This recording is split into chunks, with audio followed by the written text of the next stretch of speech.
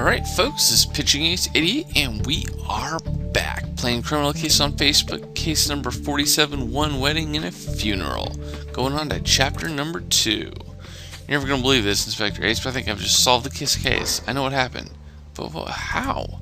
It's all thanks to a tabloid magazine I was reading. In it, there was a very interesting article about your victim. A magazine article? You've got to be kidding me. Well, that's what Chief King said, and then he tore it up. But all the answers were in it. What about the victim's flight itinerary we sent you on, Ramirez? Didn't you find anything? Apparently some of the pieces of the plane fell into the river during the explosion. We laid them out near the bridge if you want to take a look. Wow, and you still want to read that article, Ace? Well, even if it's all torn up, that's never been a problem for you. But which lead do you want to start with? What lead do I want to start with? Let's see. Obviously this one.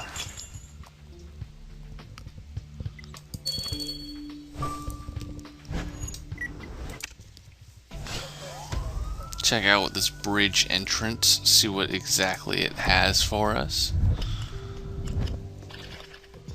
Orange device. Oh, flight recorder, sweet. What document? Zeppelin, barbecue, helicopter, and flag. Nice. Nice.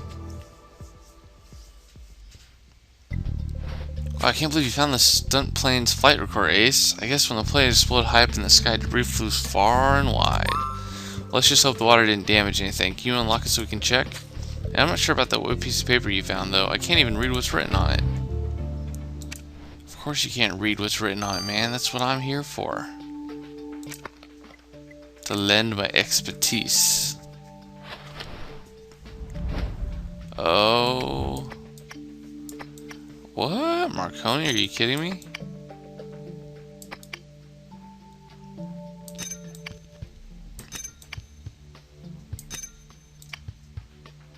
And no, Marconi was back in the thick of things.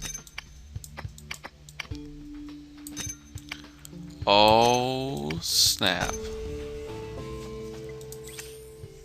I can't believe that Ace managed to fix Ramirez's magazine even though it was torn up into 1,000 pieces.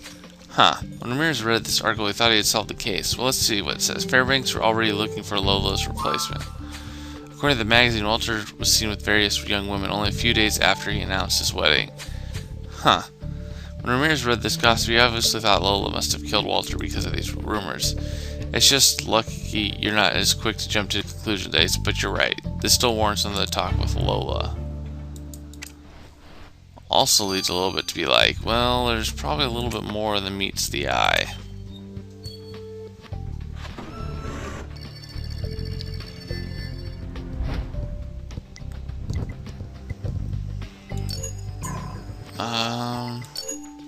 There you go.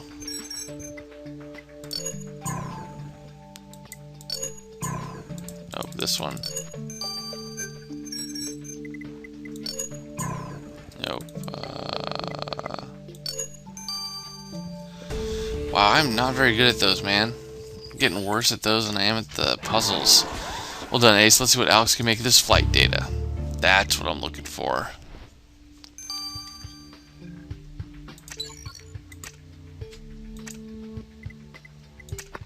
Let's examine this wet document.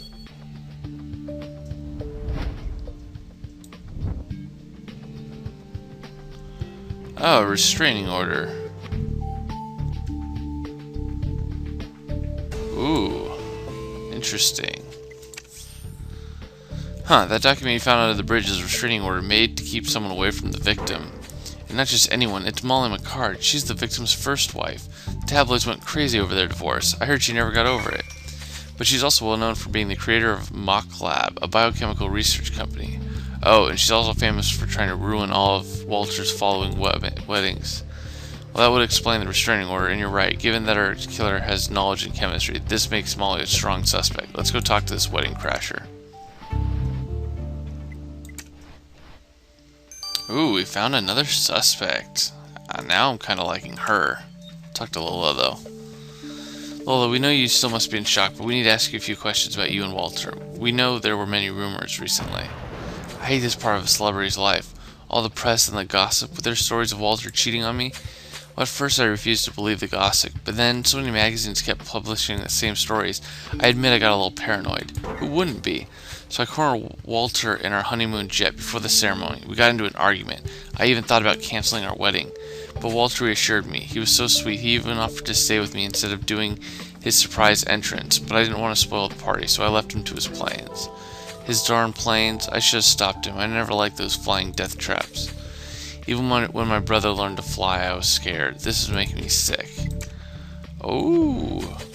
If Walter really did cheat on Lola, she'd never admit it, and she wouldn't take that public humiliation lightly. Well, you're right, Ace. Lola mentioned having an argument with Walter inside their honeymoon jet. Let's go and see what kind of a flight it was. Oh, what kind of a fight it was.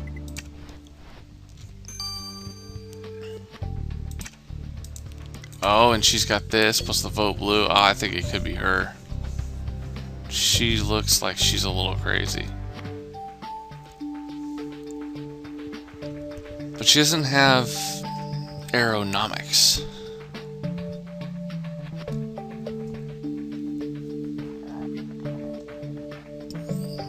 There we go, finally. Okay, Ms. McCard, Inspector Ace found this restraining order filed by Walter Fairbanks. Maybe you could tell us what that ghastly restraining order is her doing. That darn singer tried to keep me away from my husband. My dear Walter would never have done this to me. But the order was signed by Walter, Miss McCard. It's Mrs. McCard.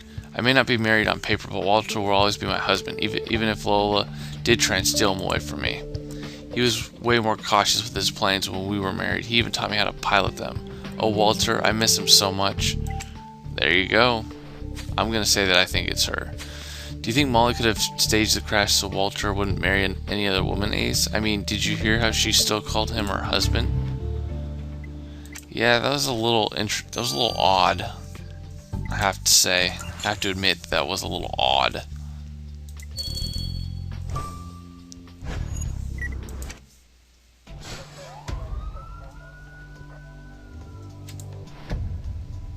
It's probably a tablet for sure. Recorder, right? Nope. Coconut drink. Okay. I'm obviously... Oh, there's coconut drink. Ring box. Gift.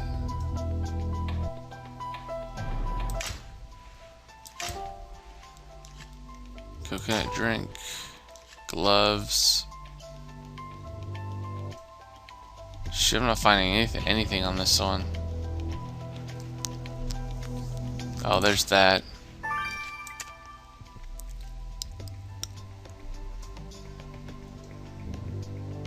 Oh, wow. Pfft, didn't guess that.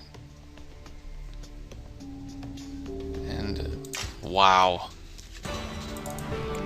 Wow. Those were items I had no idea what the heck they were. Wow, seriously, Ace? No wonder Lola didn't want to cancel our wedding. I'd marry Walter myself just to fly in this jet. It's so comfortable and luxurious. But it's true, those mechanics gloves look a little misplaced here. I wonder why you'd want to have a closer look at them. When you're right about that broken object, it may have been smashed during Lola and Walter's fight. Either way, you're the only one who can fix it, Ace. I know. It's what I do. Let's put this object back together. Okay, so this looks like it's going to be some sort of a plane.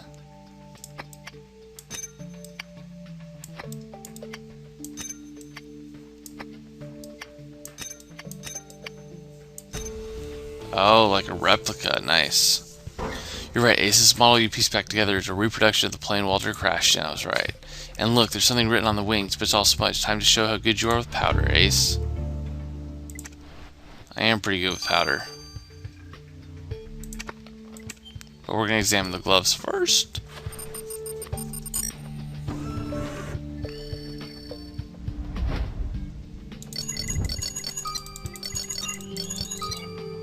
Wow, that was quick. This sample has no particular smell or color, Ace, but Grace should be able to tell us what stained those gloves you found in Walter's jet. Yeah, I hope she can. It was 6 hours. Cool. Examine this this plane model, see what's etched on it.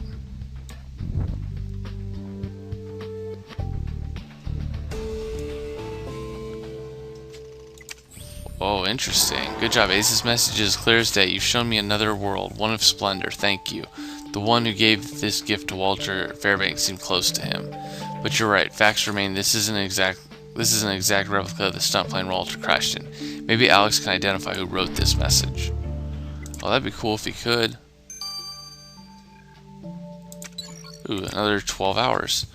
Well, anyways, guys, stay tuned as this gets a little bit further developed. I'll see you guys in a little bit. This has been Pitching Ace 88. Ciao.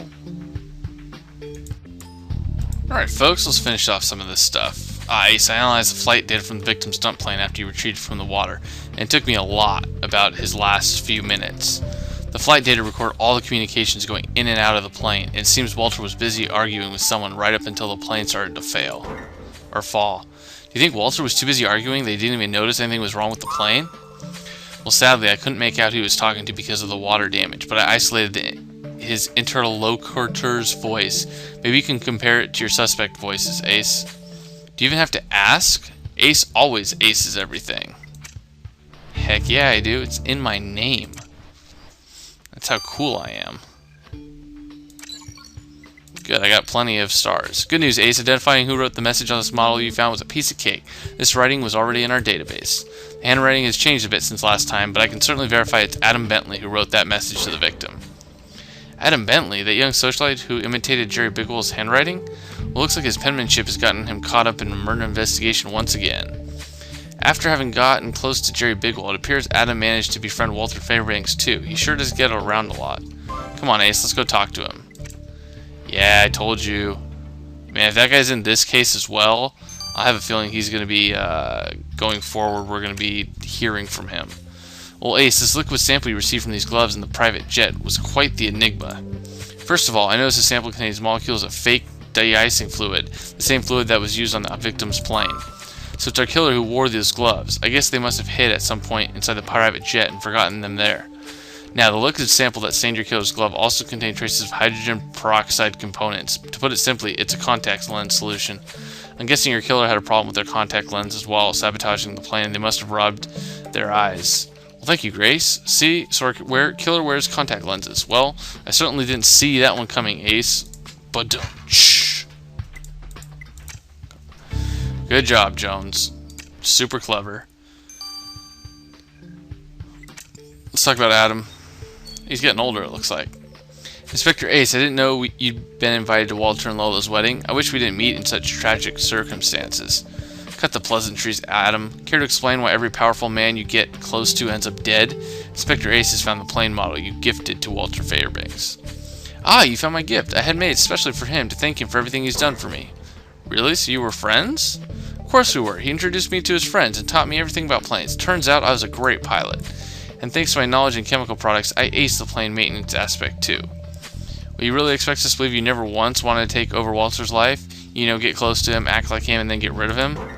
Goodness, no. You could say I was his protege. I would never do something like this. We were very close, and his death affects me greatly.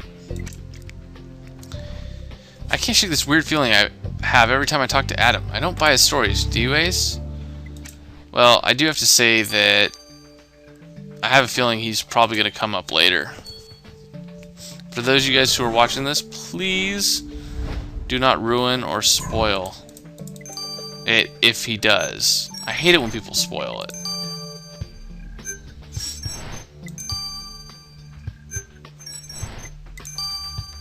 Oh yeah.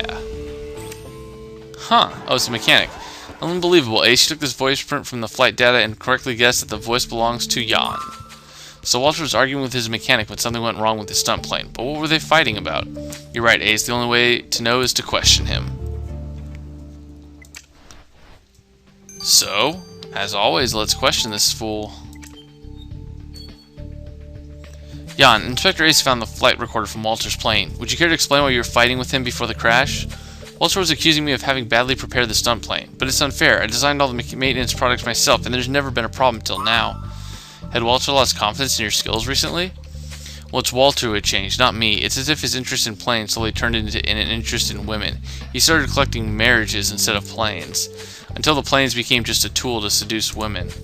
When I confronted him about it during its flight, he threatened to fire me. I panicked and cut off all communications, and now I hate myself for it. Poor guy. I agree, Jan made a pretty good case for himself, but as our victim's mechanic and fellow pilot, he's not dropping off our radar anytime soon. Sometime later. Dang, Ace, this investigation is exhausting. I thought life in Maple Heights was meant to be easygoing. Inspector Ace, oh, I'm so glad I found you. Please, I need your help. Whoa, what's going on here, Jan? What are you doing here? It's about Molly McCard. She's about to kill herself. What? Ooh, and that leads us on to chapter number 3. So stay tuned, folks. I'll see you guys in a little bit. This has been Pitching Ace 88. Over and out.